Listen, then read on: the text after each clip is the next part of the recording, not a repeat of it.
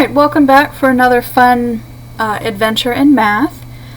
This time I wanted to do some examples using the method of the quadratic formula. So by that what I mean is that we are going to solve quadratic equations by the means of using the quadratic formula. Now the quadratic formula to me is essentially the fallback method. It is the method that I would use if I cannot remember any other method or I do not see any other way of being able to solve my problem. Okay, it is the plug and chug method that we have. The most important part of the quadratic formula, and the biggest mistake that I constantly see, is that you must put your equation in standard form before you start with anything. So to remember, standard form says ax squared plus bx plus c equals 0. You must start there. Then, to use the quadratic formula, you have to identify your a, b, and c, which essentially means state your a, b, and c coefficients, and then substitute into the formula, which the formula is right here. Okay.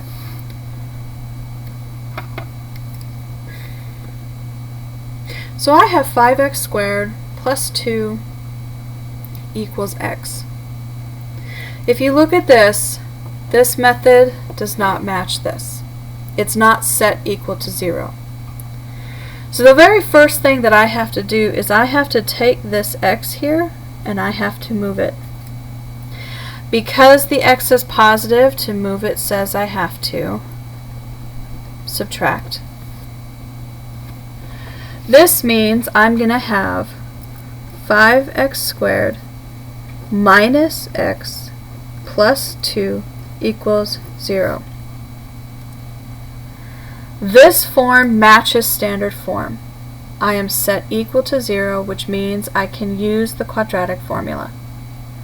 To start off, I need to identify a, b, and c. If I do not put my equation in standard form, I'm going to identify the wrong term, specifically the wrong sign of the term. If we notice here, my a is 5. If we look at your b, it's going to be -1. And if we look at c, it's a +2. Take a moment and look at the original equation. If I forget my standard form step, what would you notice about your b term? Well, in this beginning step, my b term was positive. It's why we had to subtract to move it. If we were to make this b term here positive, it would completely throw off your entire formula. Pay attention to your formula. My formula says my numerator is going to go the opposite of b plus or minus the square root of the stuff. The stuff being your discriminant, which is b squared minus 4ac. That whole idea is divided by 2a. If you mislabel your signs here, you're going to throw off your equation here. So you have to be very careful when using your quadratic formula. Now that we have everything down, all we simply have to do is plug it into the formula. So x is going to equal -b.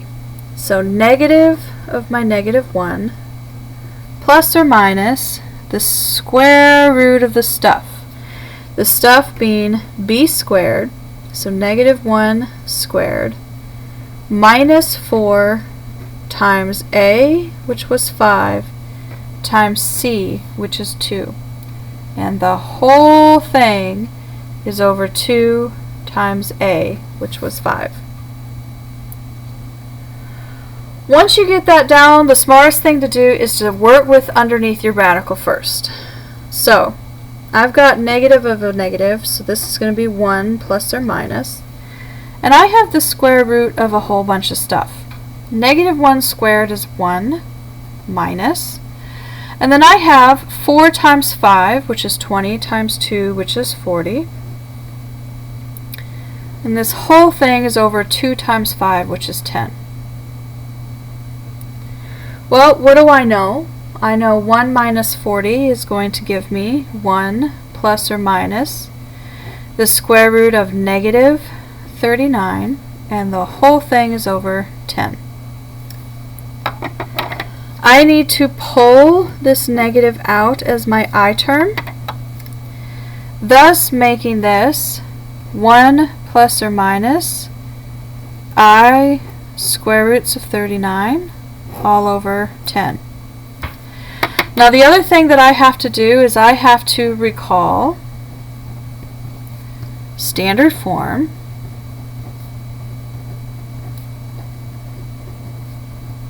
of a complex number.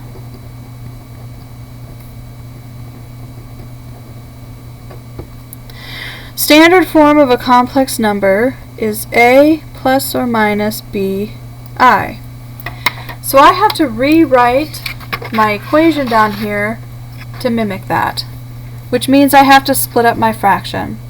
So x is equal to 1 over 10 plus or minus square root of 39 over 10 I off the back.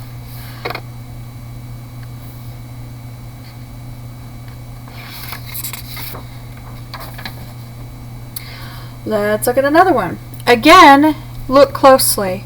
And this does not resemble standard form because it's not set equal to 0, which means I have to take this value here and I have to move it. Because it's positive, to move it says I have to subtract.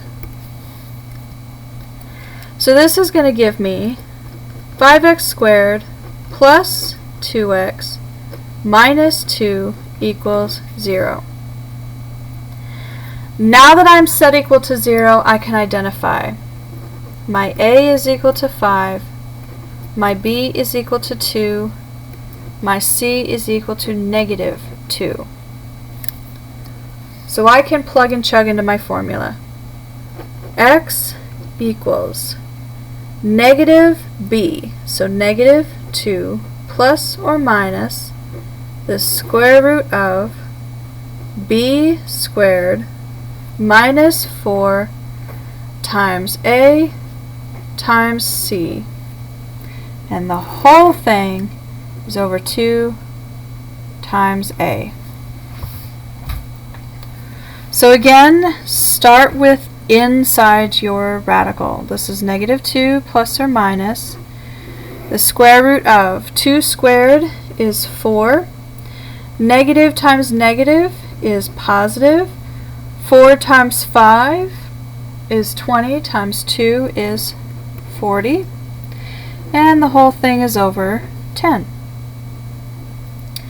So again, I'm looking at negative 2 plus or minus the square root of 44, and the whole thing is over 10. Well, I want to look at 44, and I want to know if 44 can reduce any. So 44 can become 10 times 4, and I know 4 can break into 2 times 2. So if we pay attention, because this is a square root, I needed a group of 2 to pull out,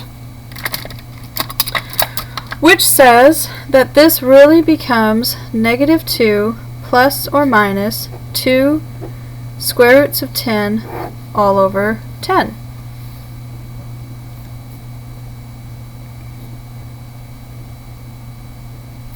Sorry, this would be 11, wouldn't it?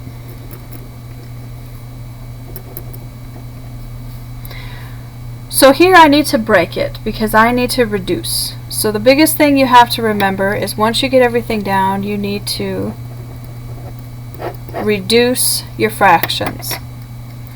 So this is going to be negative 2 over 10 plus or minus 2 square roots of 11 over 10. 2 over 10 reduces to 1 over 5, and it happens again. 2 over 10 reduces to 1 over 5.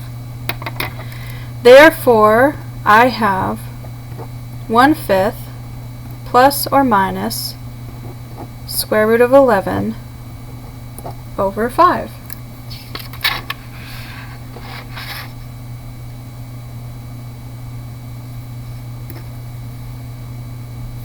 And this would be the overall result. Now, the other way that you could write it would have been to put it all back together as -1 plus or minus the square root of 11 over 5. The reason we can do it like this is because there's no imaginaries. Okay? However, either way of writing your solution means the same thing. So in a nutshell, that is everything that you need to know about solving quadratic equations using the quadratic formula. So do make sure if you have any questions that you send me those questions as soon as possible, and I will be sure to answer. Otherwise, make sure to keep smiling. Ask tons of questions. Make sure you have lots of fun with your math, and remember to relax. And as always, I'll see you next time.